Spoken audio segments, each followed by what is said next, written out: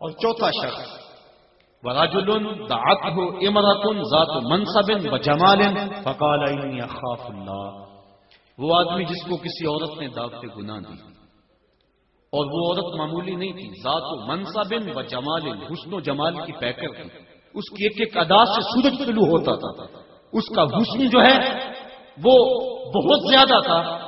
اس نے اس نوجوان کو لبھانا چاہا اور دعوت گناہ دی. اس نوجوان نے آگے سے کیا کہا؟ فقال انی اخاف اللہ، کہا تیری بات کیسے مانوں، مجھے اللہ سے ڈر لگتا ہے، میرا مالک مجھے دیکھ رہا ہے. یہ کہہ کے بچھتے ہوئے حسن کی پیشکش کو ٹھکرا دیا. حضور فرماتے ہیں جب قیامت کے دن کوئی سایہ نہیں ہوگا، قیامت کے دن اس شخص کو اللہ اپنی عرش کا سایہ نصیب فرمائے گا. یہ بات چھوٹی نہیں ہے. حضرت امام یافعی رحمۃ اللہ تعالی علیہ نے روض الریاحین کے اندر واقعہ بیان کیا ہے. ایک نوجوان کپڑے کی دکان پہ کام کرتا تھا اور تھا بڑا خوبصورت، تقوی کے نور سے بھی مالا مال تھا، اللہ کا ولی تھا. ایک عورت آئی، اس کا منمونا چہرہ دیکھا فریفتہ ہو گئی. ضرورت سے زیادہ اس نے کپڑا خرید لیا، گٹھڑی بھاری ہو گئی. مال کے دکان سے کہا اس نوجوان کو کہو کہ میرے ساتھ یہ گھر میرا سامان چھوڑ آئے. دکاندار لالچ میں آ گیا، نوجوان کو ساتھ بھیج دیا. جب گھر داخل ہوئی، نوجوان اندر گیا، اس نے پیچھے سے دروازہ مکفل کر دیا.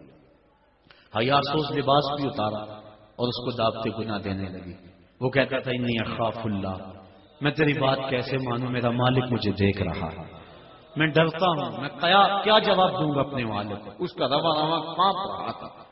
اس نے ہر ہیلا کیا، ہر جتن کیا، لیکن وہ پگلی نہیں جانتی تھی کہ نور کو رسیوں میں جکڑا نہیں جا سکتا. وہ صرف حسین ہی نہیں تھا، اللہ کا ولی بھی تھا. اس نے کوشش کی، محنت کی، لیکن وہ ہر جال سے بچ نکلا. اس کے دل میں خیال آیا شیطان کا یہ روپ بڑا سخت روپ ہے. حضرت سعید ابن المسیب رضی اللہ تعالیٰ عنہ تابعی، وقت آخر آیا ان کا، آنکھوں سے نابینے تھے، 80 سال کے قریب عمر، اور ایک شخص حال پوچھنے آیا. دوست، کہا سعید ابن المسیب سناؤ کیا حال ہے؟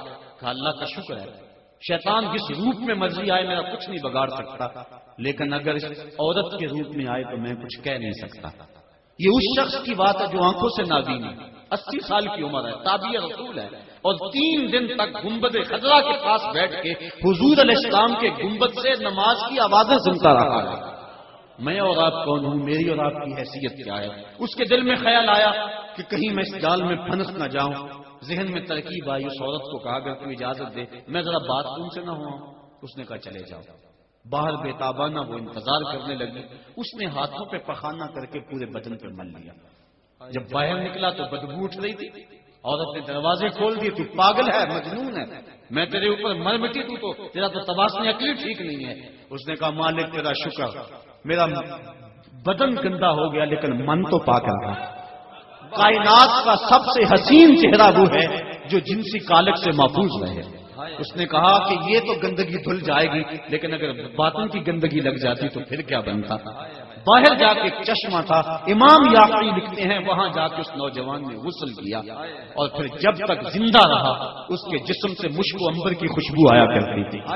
اور جب وہ مر گیا لوگوں نے دفن کیا، اس کی قبر کی مٹی سے بھی خوشبو آیا. اللہ